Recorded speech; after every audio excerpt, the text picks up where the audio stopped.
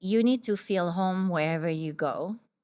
And so if El Salvador becomes your place to be, you need to recreate a landing pad where it feels home. And once you put roots in the ground, then you feel strong. And it's about the community that you surround yourself. It doesn't really matter where you are, it's who you surround yourself, the support system. So it's such a new concept. Like right now, everybody's like running around PTSD, right?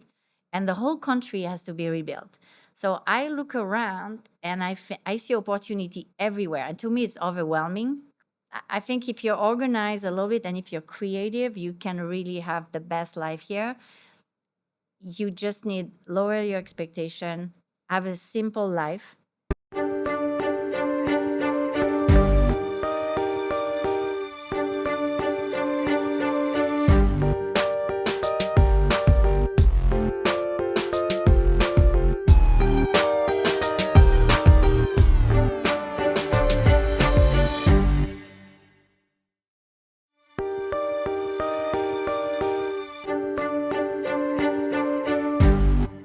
We got the music back. Paco switched it for a little bit, but people were complaining. So No, the music is great. we kept getting flagged on the YouTube algorithm that it was like copyright infringement, even though we had purchased it, the rights. So, anyways, we brought it back. Well, we'll see if they get us pulled down. But Yay. so you made it here from Berlin. I did. Yeah. It's hot. I was gonna say you're not dressed for the beach. Well, I'm always in the beach, and I had a few business meetings, so it's okay. Okay, Yeah. so you went to San Salvador first, Yes. and then Yes. Yeah. awesome. So we were chatting a little bit before we started, just about, more recently we've seen for a lot of the Bitcoiners that have come here, they've been here for a year or two. They've kind of gone through that honeymoon period, and now there seems to be a little angst, and you're seeing some people leave. And we were talking about just, a lot of them never been expats before. And I think that has a big impact on their expectations, and they've known like one thing in life, and they now are just looking at what's different about here than where they came from. So you obviously are the opposite. You've kind of lived all over the place. So would love to have you give people a little bit of background of kind of your journey, and then we'll circle back and talk about what we're seeing here in El Salvador.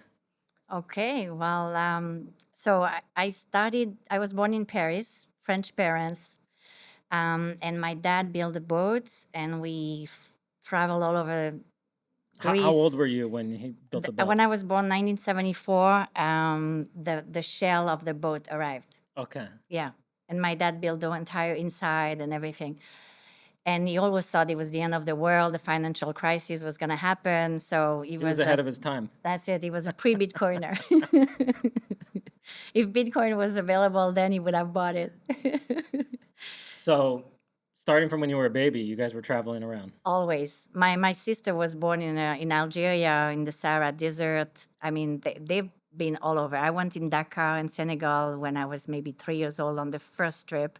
Hey guys, just a brief interruption. We'll get back to the exciting show here, but I just want to really ask a favor that you guys could make sure that you're subscribed if you're watching this on YouTube.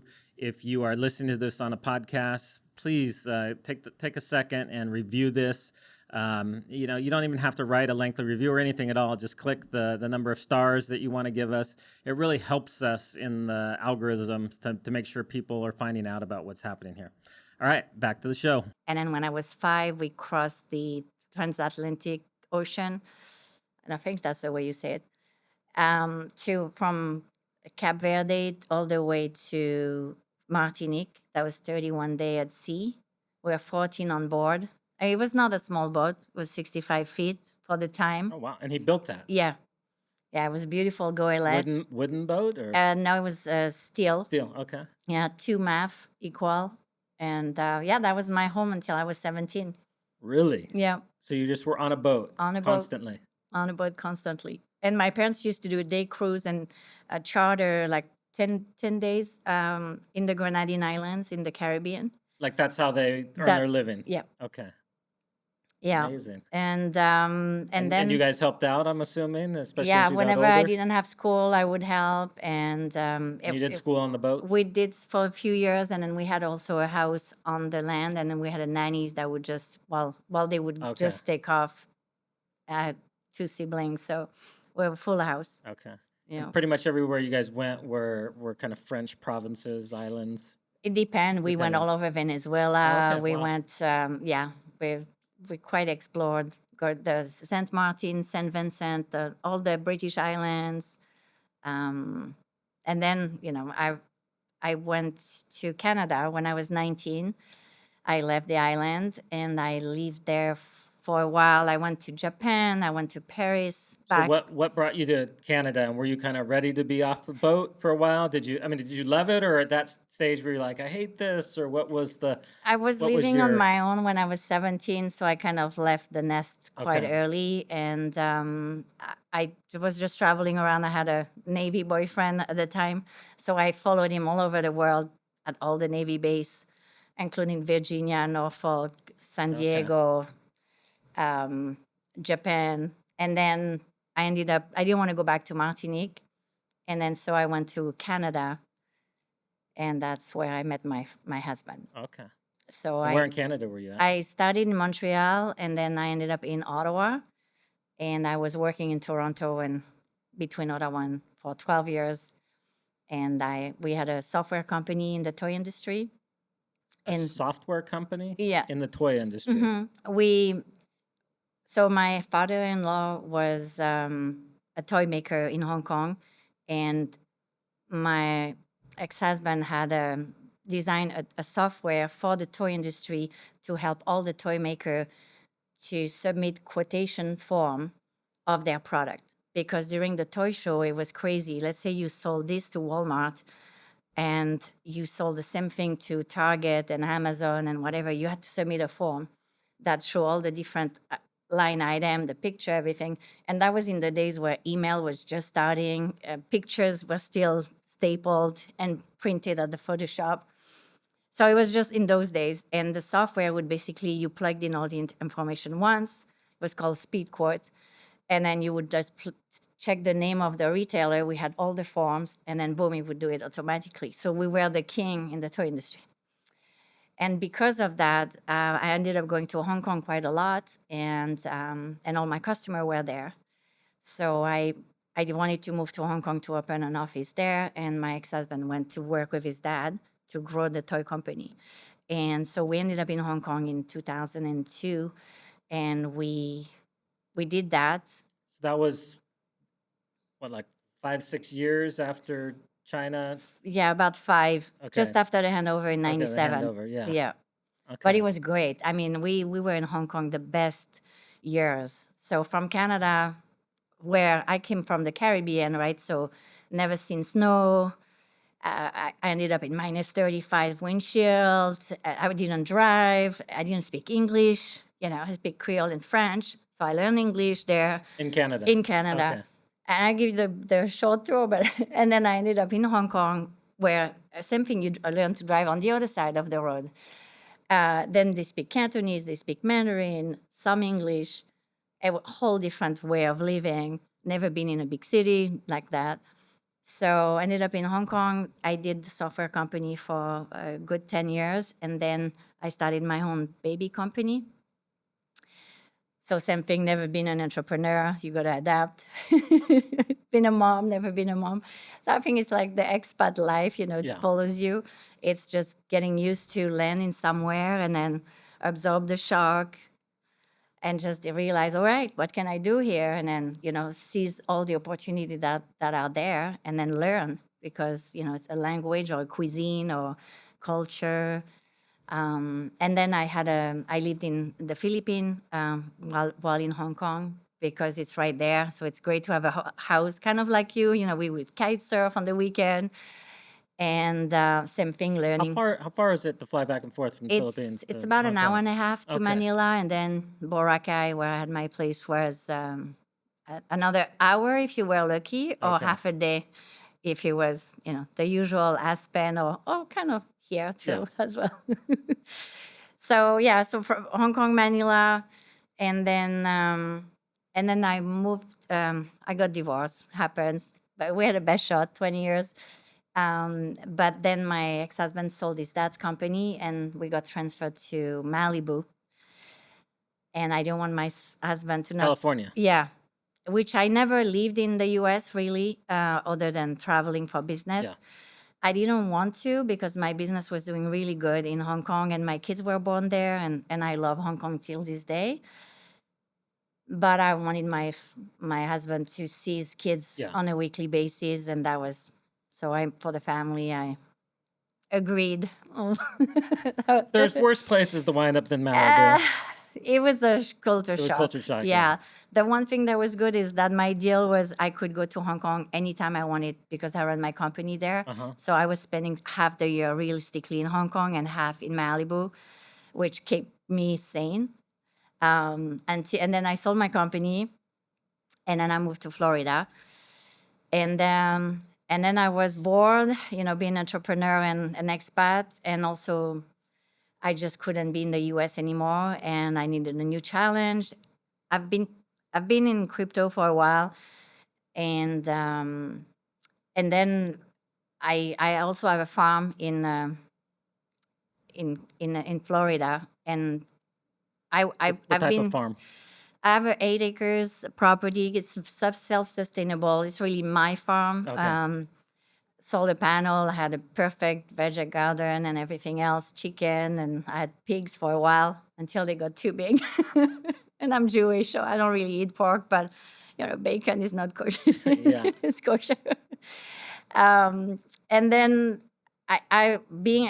having done all of that, I just got bored in the U.S. I tried to start a new business there, but then COVID was hitting, and it's just so hard to create anything in the U.S. right now. And being used to do business in China, it's also a very different way. In China, the government actually help you. In the U.S., it's not as straightforward. So I just didn't So, have so dive into that a little bit because I've operated it. I just sold it this last year, but I operated a business in congrats. California for 25 years. Wow. And I just felt like it just kept getting increasingly difficult. I mean, Hmm. you had to be an expert in all these different areas just to run, a Yep. small business. And so I kind of growing up, that was the way for middle class people that didn't go to university or something. They could open, a small business, an auto repair shop or something. But today, it's almost impossible. Like if you haven't gone to university or if you don't have like a fairly high level ability to keep abreast of everything, it's almost impossible to go that route anymore. So I'm curious as to what your experience was with that. So it's the first thing that's really for me annoying is the liability. Yeah, Just the stress of the liability of owning anything in the US, even not a business, anything yeah. is stressful.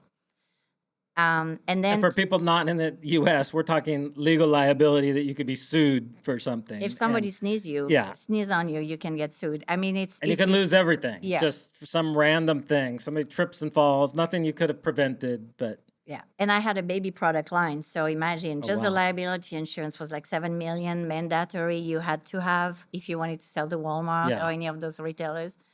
So it's hard to find good people that are loyal. The loyalty on the employees is not like it used to be, or I don't know, comparing to Chinese employees, my Hong Kong staff is still there, and I could go to the moon tomorrow, they would follow me. Like they're the best. And it's not just me. It's like I think they had an award on like the best workforce in the world is from Hong Kong. So going from that to that again, it's like reducing your expectation by 50%. The culture is very different, and it's money, money, money. It, People are not in with your business because they are passionate about what you're doing. It's really their end game of how much they're getting, Yeah. which is weird, which I'm not used to. And sometimes when you run a business, you don't make money for a long time. So you need to have people that support you. So there's no support there. And then the government, zero help from the government. So in Hong Kong, I started a business. They gave me a small loan to when I first registered. to buy computers, to hire staff, and then if I had, they wanted me to export. So if I had a trade show in Germany or the US, they would pay for half the airfare of all the staff going. They would pay for half the booth, half the hotel room, and we had a budget about 250,000 Hong Kong a year for trade shows that they would just, we would send the bill, they would just reimburse me, no question asked, instant, which 250 Hong Kong divided by 7.8 is about $25,000, about. So I'm not good in math. A little bit more, I but mean yeah, more, yeah, but yeah, I mean if it's more, great. yeah. But I mean, so I would get help like this. The taxes are easy, 15%, 1.5. You'd first submit. You could expand your toothpaste, your school expenses, anything, right? So they really push people to be entrepreneur in Hong Kong.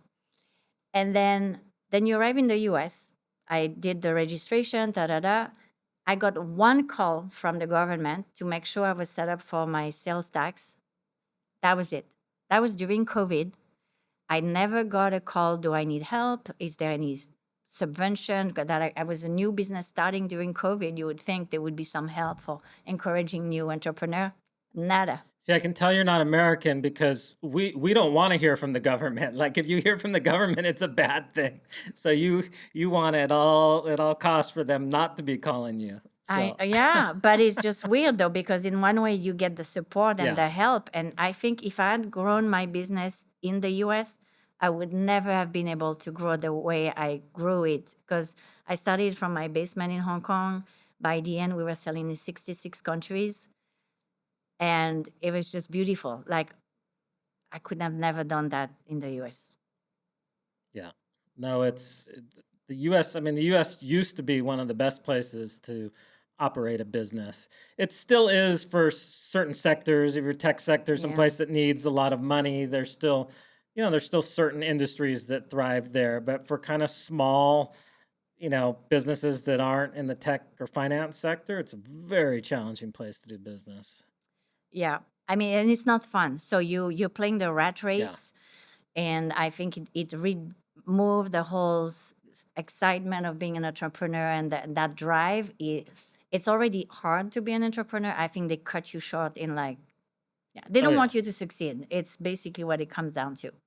No, I mean that was main reason that I sold. I was just so tired of it. It had been fun when I was younger, but now I was spent all my time worrying about, the transportation agency, or we were in food service, so the food serve, and then the employment office coming in and auditing you to make sure you're doing I mean, it was just like one thing after another, Another, and it's like, okay, yeah. No, I'm it's not. done. It's not worth the Yeah, money. And then also, if you become a Bitcoiner, it's like, okay, do I really like Andrew Tate, right? Do I really want to put that money and that effort yeah. and then get that stress for that amount of return? Or I could have my Bitcoin and surf, right? Well, that's the thing. You invest in that, and then you have that legal Yeah, liability. yeah, That's what I was thinking as we were moving equipment down the road. It was like I was always stressed if something happened, and then we could yeah, get sued and lose everything. And it's like really they push you away from being productive yep. there. So it's really a shame. Yeah. Hopefully it'll change at some point, but it just seems to be getting I don't know if worse it's and gonna worse. change, but I'm not gonna be there to see that change. So yeah, so to go back to the nomad part is that, so from Florida, I loved having my farm, but I was like, it was the perfect farm, beautiful. I was doing retreats and Reiki and sound bowl healing and all of the wellness things that I love doing, Hmm. and kind of teaching people about designing the life they want, because a lot of people don't really know where they're going. And then I was looking at what Bukele is doing, and being loving Bitcoin and missing kind of the island life, as I call it. I was like, all right, maybe I just need to simplify and try to find a way where I could plant cacao. I love cacao because I love commodities, and Bitcoin and cacao to me are the best two commodities in the world. So I was looking at, and then I realized that El Salvador had cacao, Yeah. one of the best in the world, and had Bitcoin, community, surfing. I was like, all right. So my son and I just took a trip, and we ended up in El Salvador to explore, and we felt super safe. When was this? What year That was this? was last September, 2 years ago. Okay. And then we came back for the halving party. And my son said, Mom, instead of just going for a week, let's just stay a month. That way we'll soak it all in. I have an 18 years old son. He's like, let's just give it a good try, see if we like it. I'm like, all right, all right. So we did the halving. We had fun. Met a couple of people from Berlin. Went to Berlin. Loved it. Loved the volcano, and reminded me of Martinique, really. So Really? yeah. So for me, El Salvador is like a mix between Martinique, growing up in the Caribbean, Uh-huh. the same third world dysfunctional kind of paradise. Philippines for the people. So it's poor, super nice people. It's safe. You can get pretty much anything done. And then China on the rural area where the factories are, it's the same kind of gates. And so it reminded me a lot of Asia. And then the vegetation, the climate, the fruit, vegetables is the same Martinique, same. Okay. So I landed here and it really felt like home just because I miss Asia and I miss the Caribbean. So it was a weird, except people speak Spanish, which I don't speak Spanish. So oops, another. Here we go again. So that's how I ended up here. And then how did you wind up in Berlin? So that first trip that I took with that month, so we first arrived in Berlin, then we went and we explored all over Puro Surf, etc. And then we missed the community because the friends we made in Berlin, it's quite we're quite a group there, and it's the same mess about in every town. Yeah. But then I felt when you go in the other town, you didn't feel like you belong anywhere, and you don't see the people the same way. Over there, it's so small, the temperature is so cool, and it's just having that hub Yeah, of you don't need air people. conditioning there, No, right? Or no, I have heating. a duvet like this thick. Really? Yeah, it's 63 degrees in the morning. Is that cold for you? Well, I mean, considering, it's not Canada or anything, but it does get chilly with the humidity factor. Yeah. I think, yeah. So, but I love the fact that I'm not in a fridge box anymore, Yeah. which that was the Florida lifestyle, which I hated. Yeah. You come in and come out, it's like you're entering your fridge every time. I don't No, think it's that is healthy. the one bummer about. I mean, I love the coast. I love El Zante, but it's yeah, you're in the air Yeah, conditioning inside, and it's yeah, just because it's hot. it's So hot, yeah, and then you're tired. So to do any email work or whatever, it's like, oh, you got the yeah, espresso. And then when I leave the beach, I'm tired for 3 days just to recover from. And I grew up in the Caribbean. I mean, Hong Kong is super hot as well. yeah, It's AC, but I think the coastal thing is, and the humidity factor just makes it harder. yeah. No, it's perfect weather for laying in a hammock. It's not a great weather for being productive. No, no. So Berlin, I like the fact that it's central too. It's not for everyone, but if you can make a nice hub there, it's you're close to El Cuco, you're close to, and 2.5 hours. I'm in San Yeah. Salvador shopping, and it's great. So tell us a little bit about the community there and what your involvement's been. I know they have the Bitcoin Center there. Maybe Paco, we can throw the picture of that up.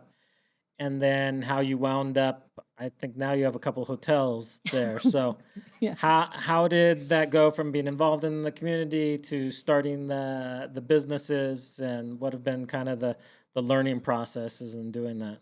So that's my son in front of the Bitcoin Center in Berlin. The gang there, they started a great center for anyone that wants to go and all the youth that's there. So they do Uh-huh. a lot of classes. So it's going well. I ended up there just as a safe house in between the U.S. I figured let me try El Salvador, and I like Berlin. I I basically didn't want to buy a property because I didn't know if I would like El Salvador or not. And I figured, let me get a lease. And I took a 5-year lease because the place that I could find, they were dumps. I Yeah. mean, that's the one thing about moving to El Salvador. It's hard to find rental property that are not like brand new, which are not always the best Yeah. either. That you feel home because you need to, as an expat, you need to lay roots, feel home, and kind of your cocoon. If you have your cocoon, then you can do anything. Yeah, a lot of the brand new ones are kind of cookie cutter, like I Yeah. mean, you feel like you're in a suburb in the US. there's a lot of old, beautiful buildings, but have with a lack of maintenance over the years, and Yeah. so you have one of those choices as And I which love direction. design. I'm an interior designer by trade. Actually, that's the only thing I ever studied. I did 5 years in Canada. And so I love taking things that need love and fix them up. So I've been successful doing that in real estate over the years. So I basically rented a really nice little house that was like a typical Salvadorian L-shaped urban house. Uh-huh. And I built a whole outside kitchen. I completely fixed up all the bathroom. I fixed up everything but the roof, basically, at this point. And then so I have my friend telling me, "Oh, why are you spending all that money?" I'm like, if you average it out on a 5-year lease, it's not that much more per rent, and the rent was cheap to start with. But then I'm gonna leave and feel great where I am for the time that I'm here. Yeah. I can exit that lease anytime I want, but at least I'm really gonna feel home, because I've moved so many times in my life that if you don't feel home, it's really hard to stay happy where you are, to feel like you belong there, to feel like you're installed. So if you're camping, especially I'm not a baby anymore, Yeah. I can't camp, right? No, I've experienced that. The things that I thought were adventurous and fun and exciting to stay in these crazy places. Now I'm like, oh, I wonder what the mattress is like. I hope the air conditioning works. Like Right? you want things to be a little more comfortable. We're getting gold, as I Yes, call it. I yes. put a G in front of it. Gold. I like that. Yeah. So I think for anybody that's leaving their nest, they need to re-nest. And so sometimes it takes a coat of paint and a couple, I build a deck. Now I see the volcano. I have a place to have drink on top. I have an outside kitchen. People come, we can do salsa. It changed the complete vibe. Okay, I spent a couple of grand. Over 5 years, who cares? I'm Yeah. gonna love it, and I'm still spending less than in the US or wherever I was living. So I think investing where you are, however small or big it is, it's important to make you feel that you belong there without having to buy a house. And because building a house in El Salvador, you need not just money, you need zen. You need a lot of wine or Yes. whatever it is that makes you relax. But it's very challenging. So I think before getting yourself to that kind of level of stress, it's a lot better to fixing up a place that you find where you like the community. Yeah. Yeah, it's I mean, it still has its challenges, but it's much Yeah. easier starting with something and beautifying it than trying to build something from the ground up. Yeah. And also, if you like the neighbors, then you have a support system because, people will help you. They want you to Yeah. succeed. Yeah, I'm curious what were the neighbors' reaction when you came in? Were they like, Well, I what in have the a world are big you gate. doing? They have a big gate, so they would see things coming in, or they would see 8 crew coming in every morning and hear noise. But I always put the gate up because I wanted to keep it private. Uh-huh. And I didn't even change the outside. I left it just the way it is. It's the well lounge, but secretos. Yeah. I- You were saying when we were talking before that the majority of your customers are Bitcoiners so far. A good 90%. It's Okay. either wellness or it's Bitcoiners or it's people that want to learn about Bitcoin that are not there yet and they're just traveling and they've heard about Berlin, or they knew someone from the community that said go check the Okay. well lounge or da da da, and now they're coming for the good mattress and the good food.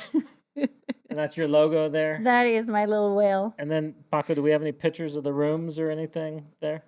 Yeah, so Yeah, so that's so very nice, well Caribbean. The appointed. the colors, that's Yeah. like not typical Salvador. That's typical me, but it feels like very Jamaica in a way, and with the cool hair, the flowers.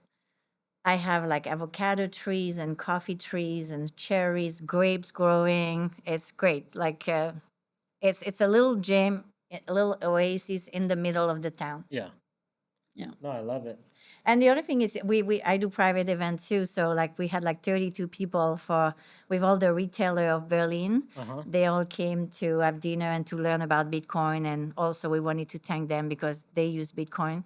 And we wanted to encourage them to pay their employee in Bitcoin. because they need to use it. Yeah. So I made them rabbit that night, which in general they don't like it, but I did a French mustard sauce. It was amazing. And then we do yoga.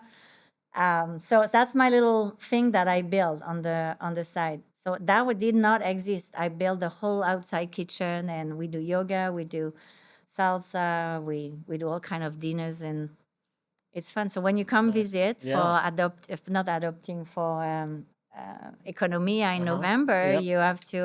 I'll have to save you a room. No, I better book now Yeah, if because you don't book they'll now, be you'll end up with a hammock on the rooftop. It'll feel like the beach. yeah. No, I will book now. Yeah, That looks very nice. yeah.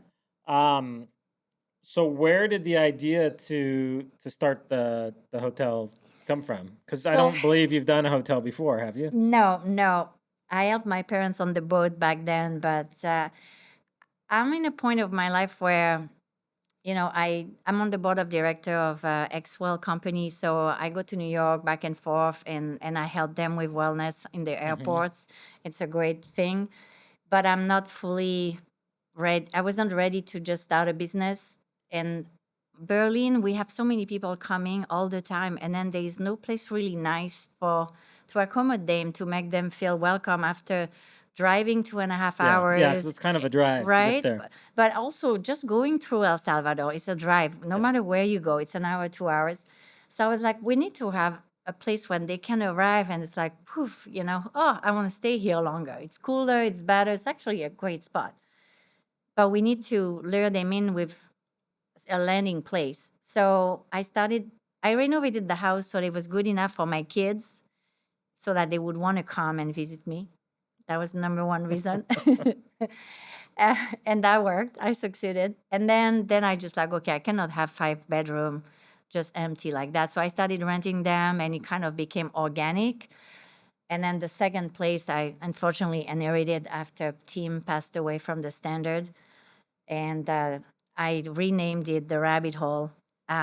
It's a private members only for Bitcoin or not for the locals Uh-huh. because I want to keep it small. And then whoever rent room there, they can get the membership and be part of the community. But Okay.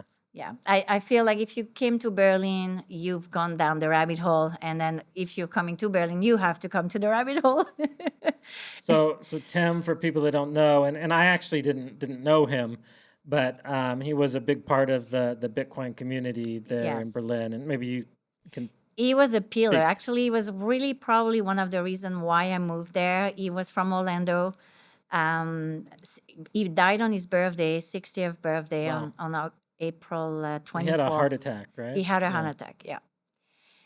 Fantastic guy, just a gem. And he loved the garden. He loved life, and he was a bit of a gangster in a good way. And we loved him. And so I'm just trying to keep the flame alive. The landlord basically was only going to rent it to me or get it back. And if we don't have that space, he would limit for the community. We need to keep it. Okay. So I'm going to do it for a year.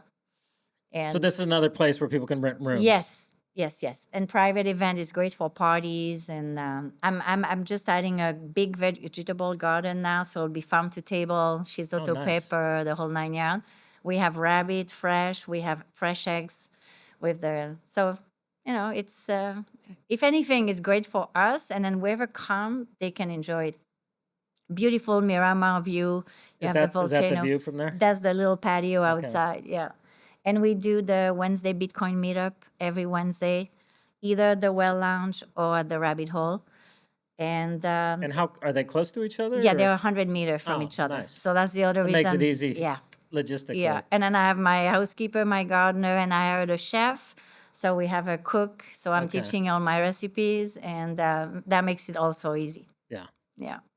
So I know recently we've had, some Bitcoin, we talked about this earlier, some Bitcoiners have come, some people have left. They felt like life was too hard here, was the gist of it. Some of them felt disillusioned. I think a lot of times if you've never been an expat before, you just don't realize that there's a lot of challenges that come with it. And it's funny, you see a lot of times people leave a place because they're unhappy, but then they are upset that the place that they go to isn't exactly like the place that they came from. We joke about that, as in people in Texas or Idaho, that Californians leave to go there, Yeah. and then they, want to change it to the way California was that that they left. So I think you see some of that same thing here in El Salvador. So just curious as to, as an entrepreneur who's built a business, just um, what advice you would have for people that are considering moving here. What are things for them to, think through, to expect, because it is a challenging place. I mean, we've been here for 20 years.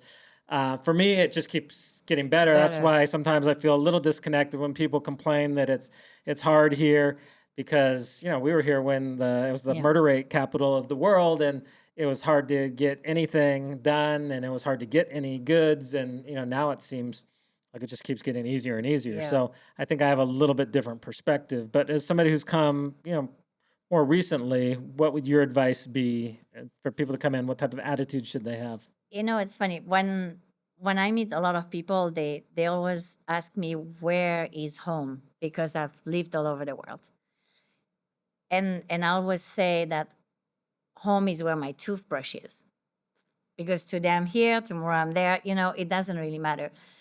It's it. You need to feel home wherever you go, and so if El Salvador becomes your place to be, you need to recreate a landing pad where it feels home. And once you put roots in the ground, then you feel strong. And it's about the community that you surround yourself. It doesn't really matter where you are, it's who you surround yourself, the support system, if you feel safe or not. So, being Jewish in Hong Kong, I was part of the synagogue. You arrive there, boom, you meet other people. Instantly, you make friends. So, if you're Catholic, whatever, sign up for your church, or if you're part of Alcoholic Anonymous, I don't know, you know what I mean? Yeah, Like yeah. something that's you. Boom, you go there, you'll meet people like minded or people going through the same problem as you. So it's important to do that wherever you go, and then from that you'll meet that person that'll help you to achieve that, or you'll meet that friend that becomes your new serve body, or you meet your wife or your husband or whatever. I think that helps. And also, don't try to recreate what you left, because what's the point? You might as well left there. You would have saved yourself a trip, right? uh, and plus, the word is so beautiful. Every country, every ethnicity has something to teach you.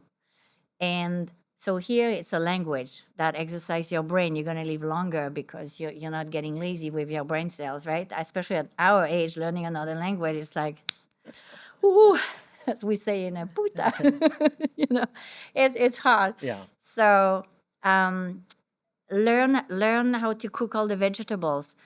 Learn all the new vegetables. Like, don't buy apple and bananas because that's what you were buying in California, right? So just try all the things here. Try all the vegetables. Hire a maid. You never had the money, most people, at a maid in California full time. Forget it. You could not afford it. Yeah. Here you can. And okay, you're gonna have to train it, but it's advantages that you would not have. And then, or if you wanted to have babies, now have babies in El Salvador. You have a nanny full Yeah. time for nothing. That those are the kind of things that people should take advantage of, because they never. So a lot of people, I don't want to have somebody living in my house. La la la. I'm like, get over it. It's great. Like, Yeah, my once. mother-in-law was just here, and my father-in-law also there for my son's graduation, and my mother was like, "Oh, it's so great, you have somebody Right. that cooks for you and Yeah. cleans," and she's like, "No wonder you don't want to leave here." And so, Right, yeah, but it makes such a there's difference. And then definite when you're advantages. with your kids, it's like you don't have to worry if you have toilet paper because they went and they bought it. Yeah, Like you have a free time, and time is so, it's like Bitcoin, right? We cannot make more, we cannot buy more. exactly. I treat Bitcoin and time the same scarcity. So Well, I think too, as you like, I turned 50 this last year, and that for me, I'm not a big birthday person, but that was like yeah, there's only so yeah, much time that's here, it. and that is more precious So than you're a Bitcoin. tiger. A tiger? Yeah, I'm 74. Okay, So I turned 50 last year too. okay. Oh, this year. I don't know. Is that the Chinese? Yeah, it's Okay, Chinese. okay. Yeah. 74. So you're Yeah, Four? 74. Yeah. Okay. Yeah. Yeah. August. So Yeah, probably have the same birthday with uh, my luck. I'm in November. Okay. So yeah. So I'm older. But yeah, no, 50, right? You think differently. You're like, well, do I want the stress? So Yeah. here you just have to, it's a new country, and I think we need to also remind ourselves. And I said that to anybody I talked to. 3 years ago, people couldn't go on the street and be free and go to the movie or whatever because they couldn't get out of their house. 3 years ago, they tried to have their house on the outside look as ugly as possible because they You didn't didn't want want to to get attract right. attention. Yeah. Exactly. So it's such a new concept. Like right now, everybody's like running around PTSD, right? And the whole country has to be rebuilt. So I look around and I see opportunity everywhere. And to me, it's overwhelming because I can pretty much twin all my Yeah. background. I can pretty much do it all. And it's like, okay, where do I put my energy? So I have to stop myself. And that's why I'm doing hotel and Airbnb right now, because I'm trying to figure it out. Where would my energy be the most valuable in El Salvador?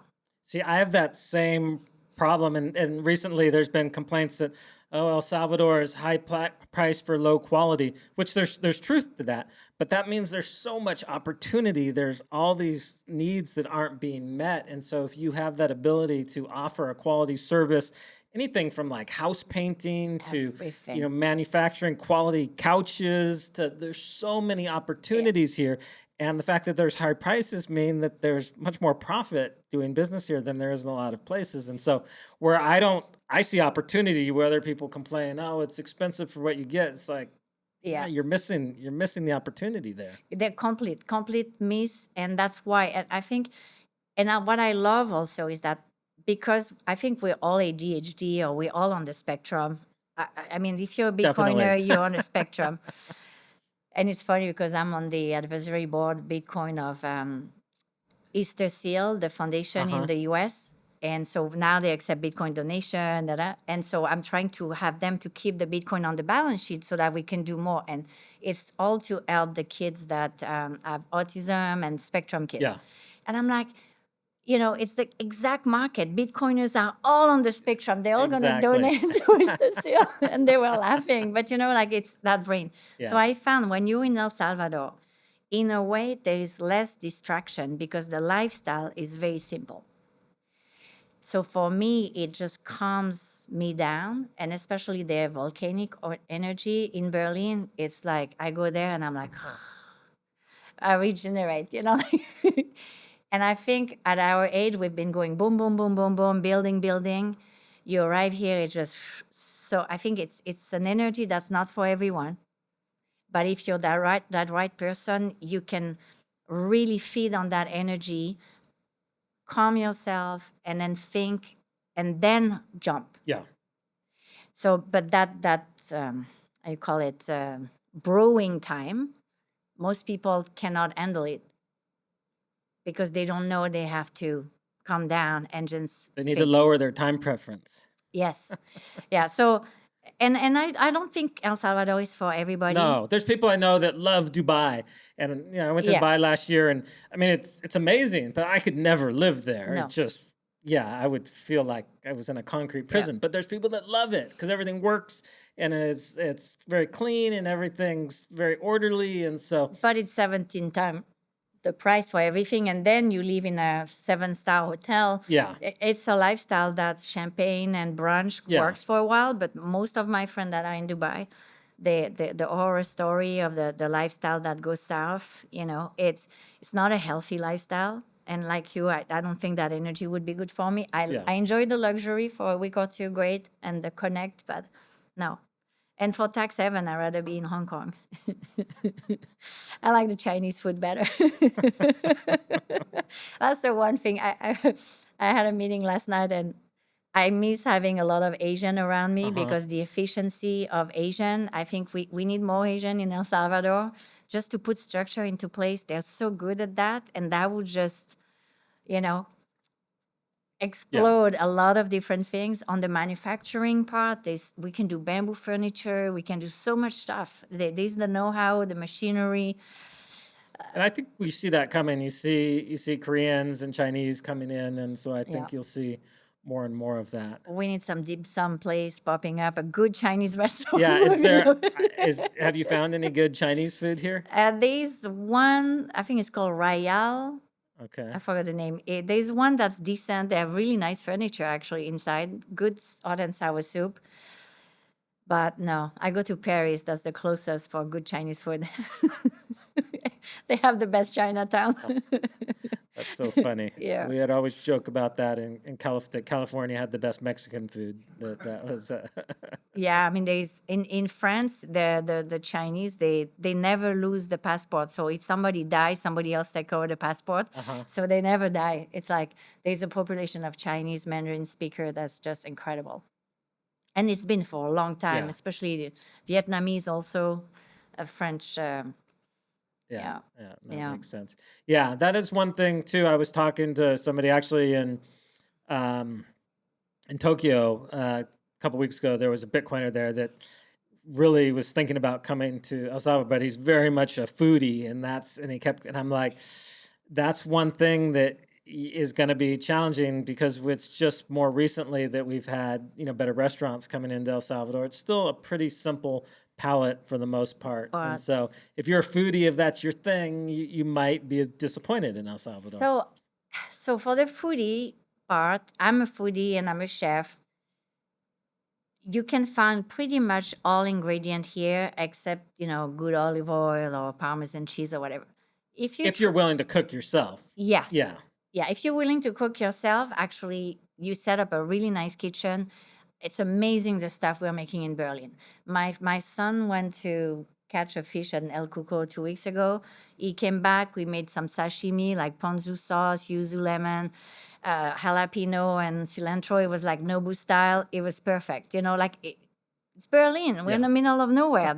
It was better than any. So you can make it all, and then if you travel enough, just have an extra suitcase, pay the extra $50 or even 200 if you need a third one. I come back always with 250 pounds every time, but it's full of everything that I cannot find here. But you can plant it. We can find great meat. I have filet mignon in Berlin delivered every Saturday. Bitcoin, chin. It's perfect. I got fresh eggs. I think if you're organized a little bit and if you're creative, you can really have the best life here. You just need lower your expectation, have a simple life, which I think less is more in so many ways. Hmm. And if you've been successful or if you're trying to be successful, it gives you the rest that you need because you're not all over the place spending money. And it gives you that time to think really what it is that you want. But I think El Salvador is not one of the reason why people are leaving. I think if you talk to anyone right now, I found people don't know what to do with themselves, and it doesn't matter if they live in the U.S., in China, or whatever age they are. Yeah. The world is changing every day, and so we're all derouted. The business model we had doesn't work anymore today.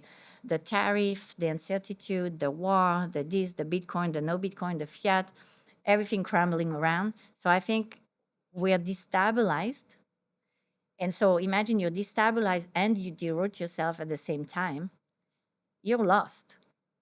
So that guy is going to go back to the US. He'll have his mattress and his this, and he'll go to the supermarket and he'll have all the luxury that he wants, but he'll still be empty inside. So you just got to fill your heart, have a great community, and then it doesn't matter where you are. You're going to thrive.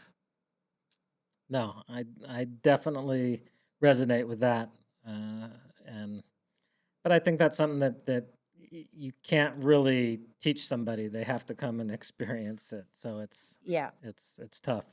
What I'm curious to dive more into Bitcoin usage in Berlin because it seems like a place where it's really taken off. That if you want to live on a Bitcoin standard, you can pretty easily live on a Bitcoin standard.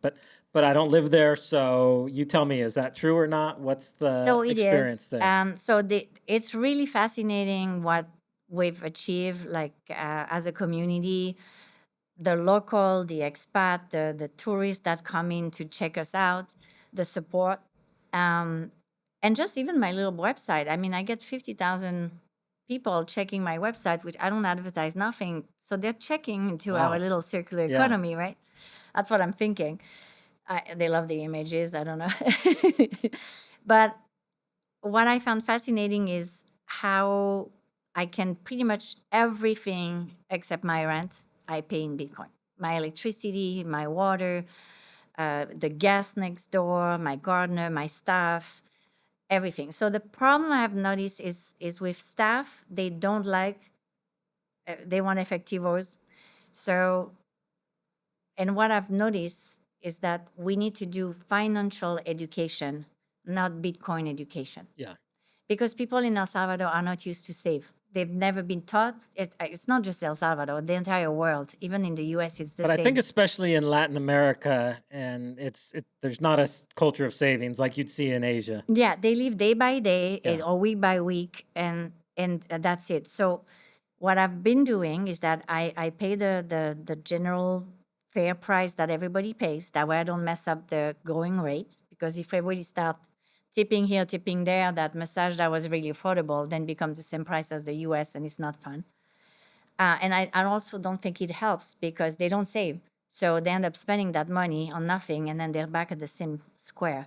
So what I do is I pay them a tip if they're doing well, if they're growing with us, and I can see that they're really doing a great job. I tip them a certain percentage, and I have an extra wallet on, like, a wallet situation that I have, and I put that money for them so they can see it at any time. I hold it, and then if one day they leave, they can have it, or they can have it if there's an emergency. But that's teaching them, number one, to save. Number two, they're saving in Bitcoin.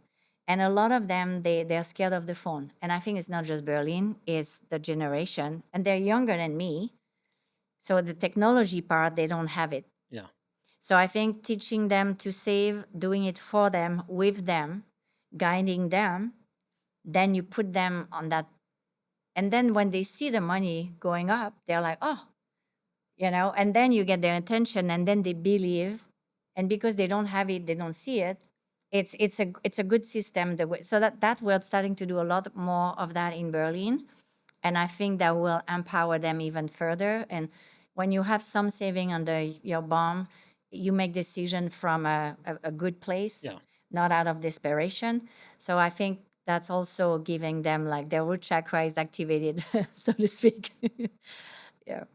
Yeah. No, I think that some people underestimate how much time it takes to bring people along. And so that's one of the things that you try to get people to understand about El Salvador. Like, just as most of us, our Bitcoin journey took several years for us to really understand it. And you never completely understand, you're always learning, but Yeah. to really even consider yourself a Bitcoiner, it usually takes several years.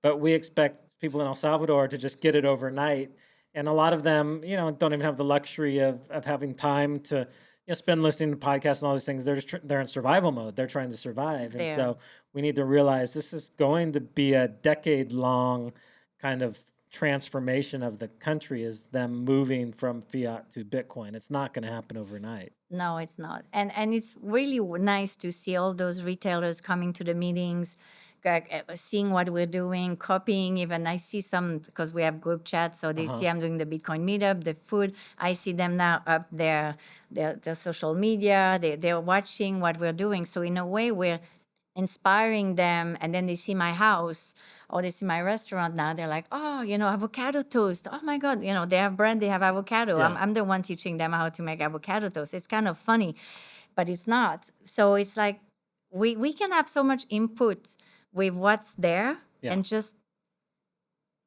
to move it in a way that we inspire them to utilize what they have, and then utilize what they have to, and what we know, bring it in, the know-how with what we have here. And then I think it's a recipe for success. But you have to have I always say I have a PhD in rejection. That's the only diploma I ever got. But it's kind of what you need here, Yeah. you know, and be perseverant. Yeah, sometimes people will initially be like, "No, no, I don't want to take Bitcoin," but then they're watching, and they see the businesses that are taking, they're thriving, and then they're like, "Okay, explain to me this Bitcoin." So at the rabbit hole, I have all the price in sats, and I have customers that are local. They come Uh-huh. for breakfast. They love it. And then now, and they've been coming to Tim for years buying beers, and they never had the wallet. So what I did is I did a member price. That's the price of the food and the drinks is lower if you're a member, and then if you're not a member, it's $2-3 more for Uh-huh. the same thing. So now they all download the wallet. Now they're checking because they want to see, because I've been talking to them about Bitcoin since it was $40,000. So in 1 year they see it's up 60. So they come for financial advice now. So really interesting to see the change. That's awesome. Yeah. So do you feel in general the community in Berlin has been excited by the Bitcoin movement there? I think it has created a huge Bitcoin tourism, and also they feel proud of all the changes, and they see people coming like me investing, hiring people. So I think they're upping their game. Yeah. And also we have a couple towns around that are more touristic, but it's a regular Salvadorian touristic. So they see the difference, and I think they feel cool, and they're starting to get it. They're like, geez, those guys, they were into something. So I think they will be disappointed that now we lost the support, nationwide. But I think the root is in, Yeah. and it's up to us that are here to continue that, regardless of what happened with the IMF or not.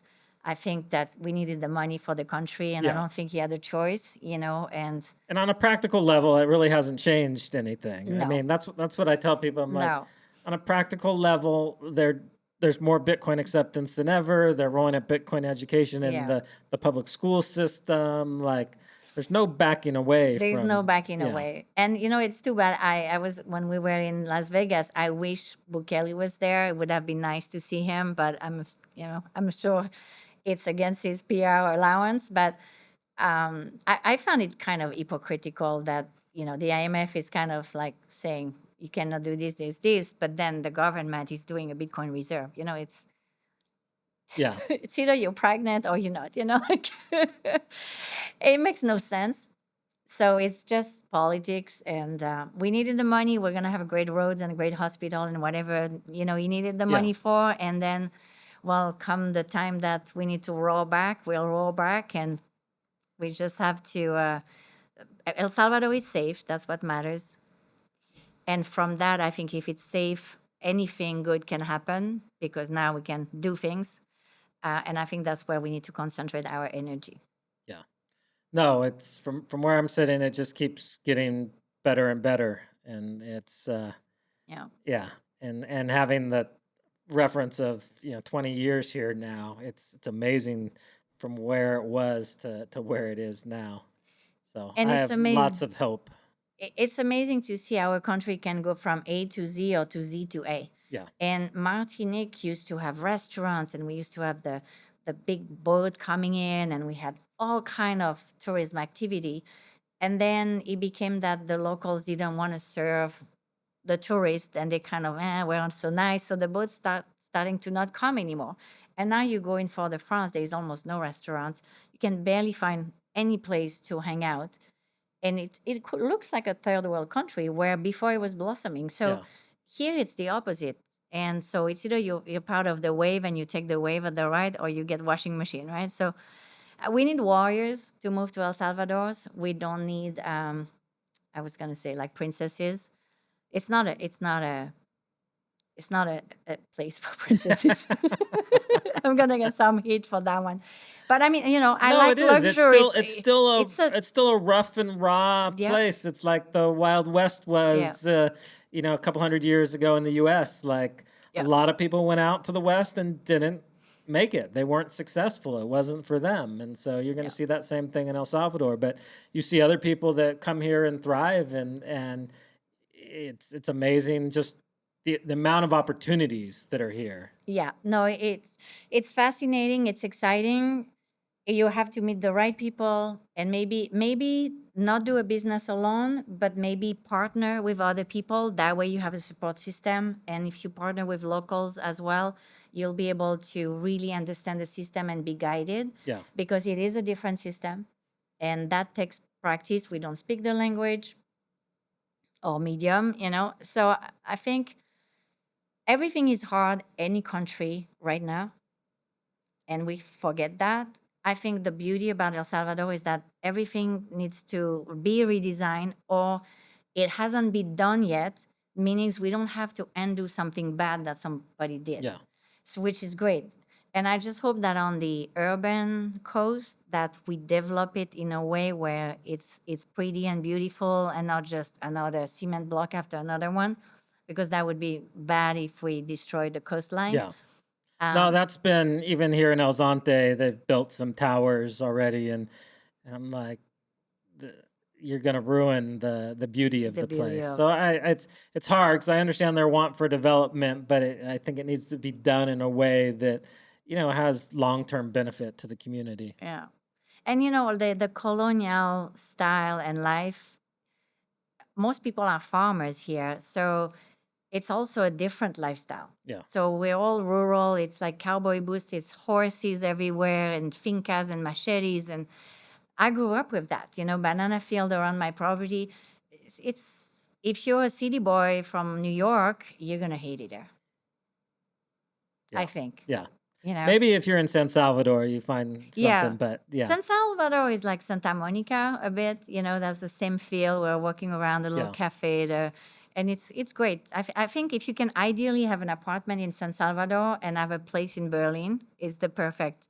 Perfect mix. And then you get a weekend thing where you Airbnb on the weekend and you go surfing, then you have the best lifestyle. Yeah. Makes But sense. I couldn't live on the beach. But I'll come visit you. It's not for everybody. It's not for everybody. I kite surf. So if I could kite surf every day, I guess, but Yeah. it's more surf, and the waves are tough, like Yeah. around here. You Yeah, have to be like a really, really good surfer. Especially this time of year. There's a lot of water moving around. Yeah. Well, is there anything else we didn't cover yet? There's a lot we didn't cover, but we have to leave it some for the next time. Okay.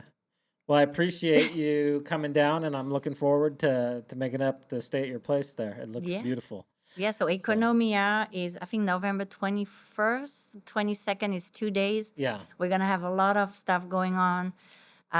You can book the ticket. I believe on my Instagram page, there is the QR code. But On we what? can, on my Instagram of Okay, on your Whale Instagram. Lounge. Okay.